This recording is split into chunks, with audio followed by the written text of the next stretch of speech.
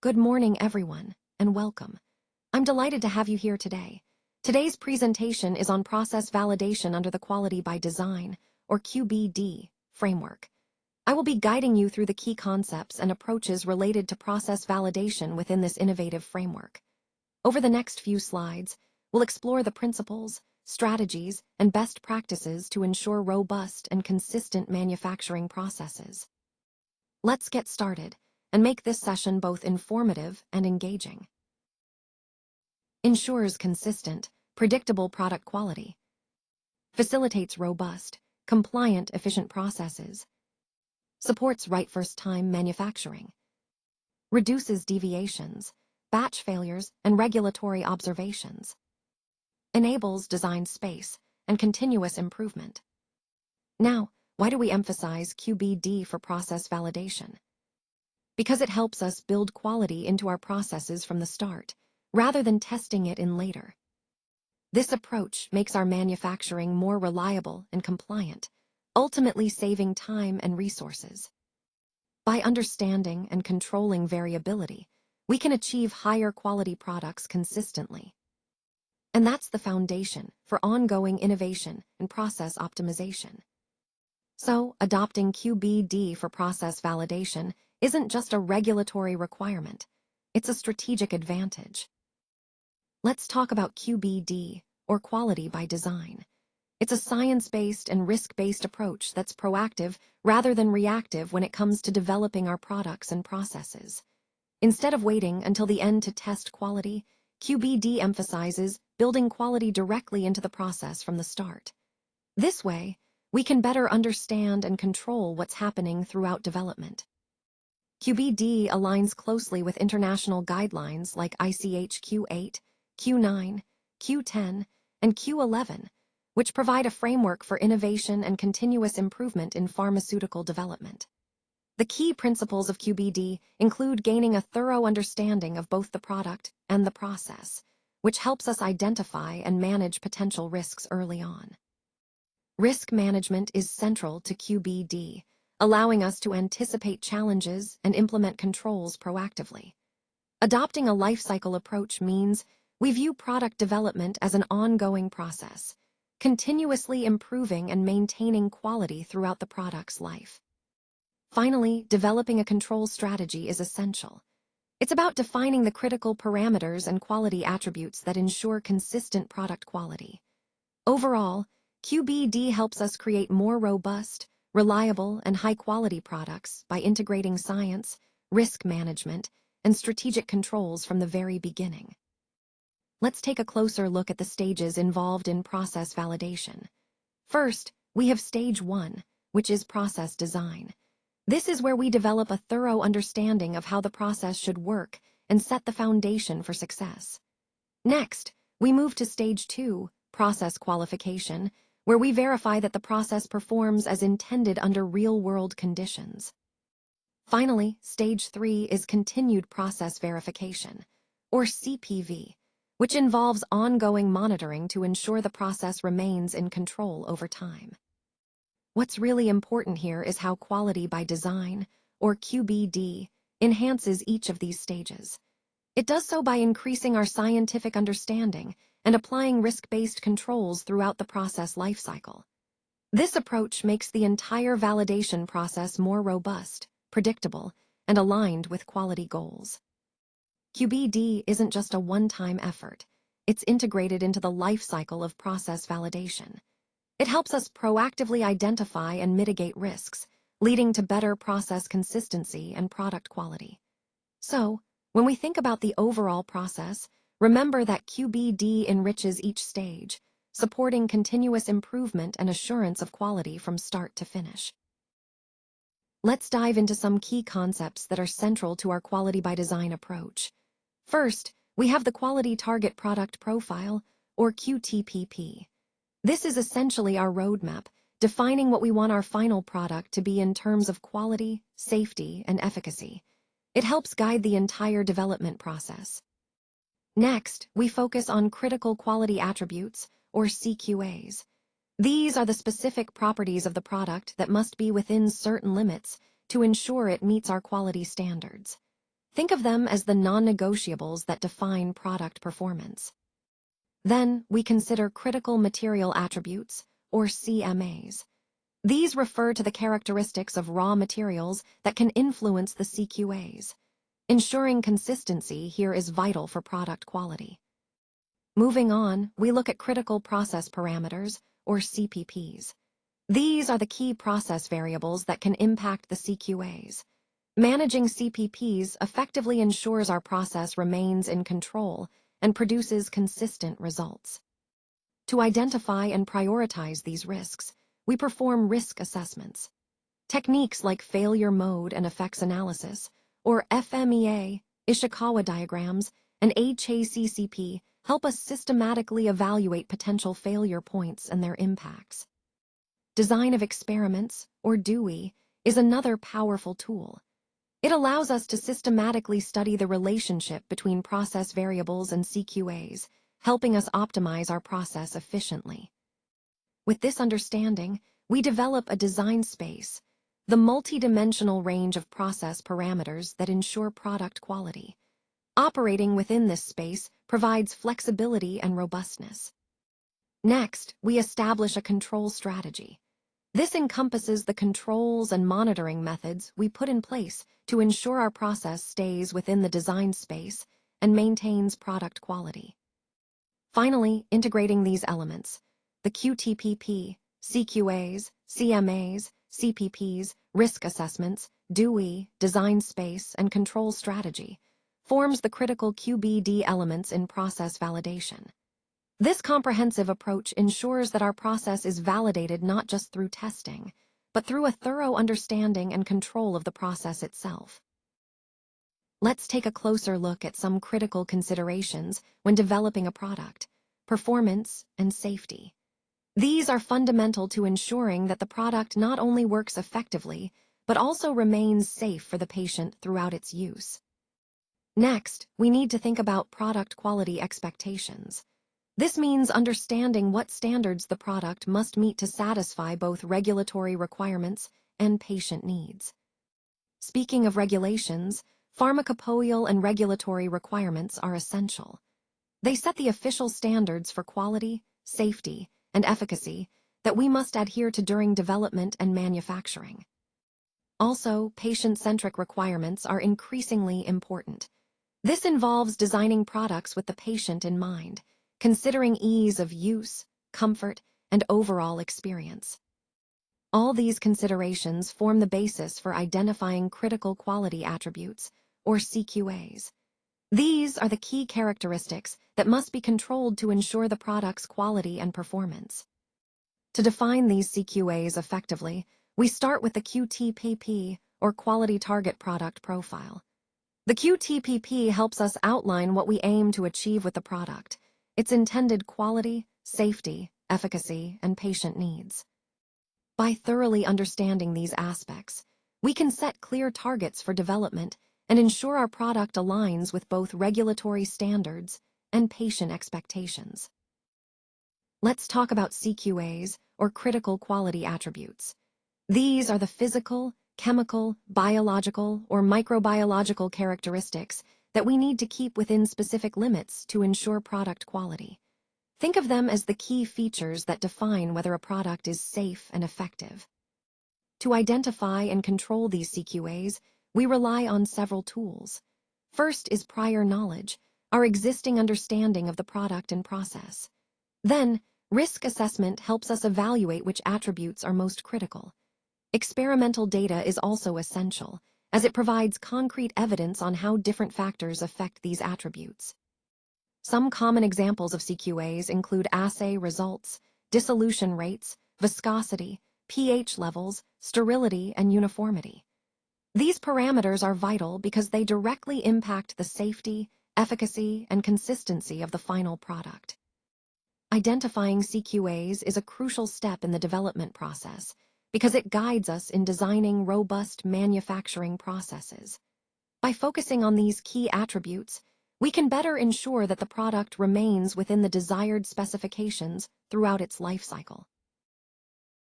Now, let's take a closer look at some key concepts here. First, we have CMAs, or critical material attributes.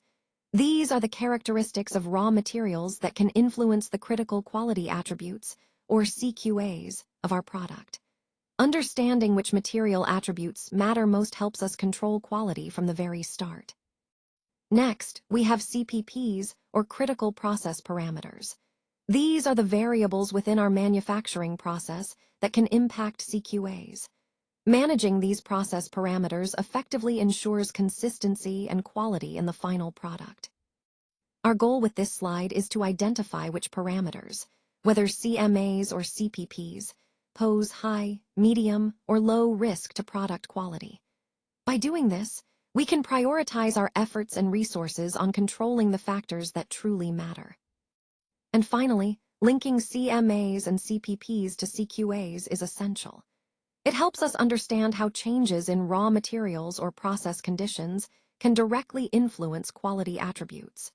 This connection guides us in designing robust processes and maintaining high-quality standards throughout production. Let's take a closer look at the structured approach to studying parameter-response relationships. This approach is really fundamental because it helps us identify which parameters are most critical to our process. By understanding these key parameters, we can better define our design space, ensuring that our process remains robust and consistent. It also allows us to optimize process conditions, leading to improved efficiency and product quality. Now, in terms of methods, we often use techniques like full factorial designs, fractional factorial, response surface methodology, and placket-Berman designs. Each of these offers different advantages depending on the complexity of the study and the level of detail needed. The ultimate goal here is to generate a scientific justification for our critical process parameters, or CPPs. This structured experimentation provides the data and understanding needed to support our process validation efforts. So, integrating design of experiments into process validation not only enhances our scientific basis, but also ensures that our process controls are well-founded and reliable. Let's take a closer look at the multidimensional range of CMAs and CPPs that show acceptable quality. These ranges are carefully defined and approved by regulatory agencies, ensuring that our processes meet strict standards for safety and efficacy. When we operate within the design space, it's considered not a change, meaning we have flexibility without needing additional approval. This is key because it allows us to adapt and optimize our manufacturing processes while maintaining compliance. By establishing a well-defined design space, we gain both flexibility and robustness in manufacturing. It gives us the confidence to make adjustments as needed, knowing we're still within validated boundaries. Overall, setting this design space is fundamental for consistent quality and efficient production, aligning with our goal of delivering safe, effective products while maintaining regulatory compliance. Let's take a closer look at the integrated set of controls derived from our deep understanding of both the product and the process. First, we have raw material controls, which are essential to ensure that the starting materials meet our quality standards right from the beginning. Then, we move to in-process controls, where we monitor and adjust the process as it happens to maintain consistency. Equipment and automation controls are also critical, as they help us automate and regulate the manufacturing process, reducing variability. Additionally, process analytical technology, or PAT controls, allow us to analyze and control the process in real time, providing immediate feedback. Finally, final product testing confirms that the finished product meets all quality specifications before it reaches the customer. The overarching goal of implementing this integrated control strategy and a quality by design approach is to ensure consistent performance throughout the entire product lifecycle. By understanding and controlling each of these points, we can deliver a reliable, high-quality product every time, from development through manufacturing and beyond. Let's take a closer look at the importance of a strong scientific foundation in our process development. Starting with development batches and lab studies, these are essential steps where we gather critical data and insights. They help us understand how the process behaves under different conditions. Next, defining the ranges for critical process parameters, or CPPs, is crucial. This allows us to identify the boundaries within which our process remains consistent and controlled. It's about setting the right limits to ensure quality and efficiency. Preliminary risk mitigation is also a key element.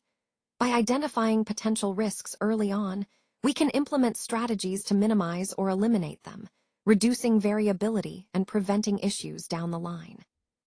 Establishing the design space and proposing controls ties everything together. The design space represents the multidimensional combination of input variables that guarantee product quality, and having robust controls in place ensures that we stay within this space during manufacturing. All of these steps are fundamental to our QBD-driven Stage 1, process design. They form the backbone of a scientifically sound, well-controlled process that supports consistent, high-quality product outcomes. This approach not only enhances our understanding, but also sets the stage for successful process implementation and validation. Now, let's look at how we verify that our process is ready for scale-up and commercial production. The PPQ protocol plays a crucial role here. It includes an enhanced sampling plan, which means we're collecting enough data to confidently assess process performance. We also determine a statistically justified sample size, ensuring our conclusions are based on solid data without unnecessary testing. Additionally, our acceptance criteria are risk-based, so we're focusing on what truly impacts product quality and patient safety. And all of this together helps us demonstrate process robustness, especially when we incorporate quality by design insights. This stage, known as process qualification, is key to confirming that our process is reliable and ready for broader manufacturing. It's about ensuring that what works in the lab will work just as well on a commercial scale, giving us confidence before full launch. Now, let's take a closer look at how we can effectively monitor critical process parameters, or CPPs, and critical quality attributes, CQAs, in real time. By continuously tracking these factors, we can identify potential issues early and ensure consistent product quality. Data trending and statistical techniques play a vital role here, allowing us to analyze patterns over time and detect deviations before they become critical problems.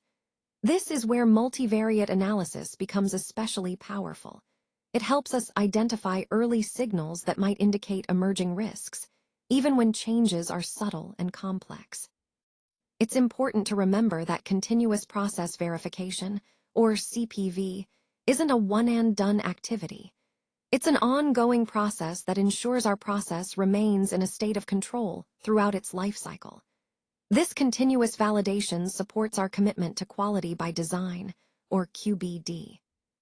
In Stage 3 of QBD, we focus on continued process verification, maintaining oversight and making data-driven adjustments as needed. This proactive approach helps us sustain product quality, reduce variability, and ensure compliance over time. Overall, integrating these monitoring and analytical techniques into our process helps us stay ahead, making sure we deliver the highest quality products consistently. Fewer deviations and out of specifications, or OOS, mean that our processes are more consistent and reliable. When we reduce these issues, it leads to fewer disruptions and less waste, which is always a good thing.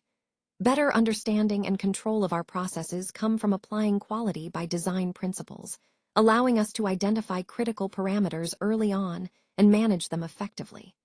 This proactive approach helps us stay ahead of potential risks.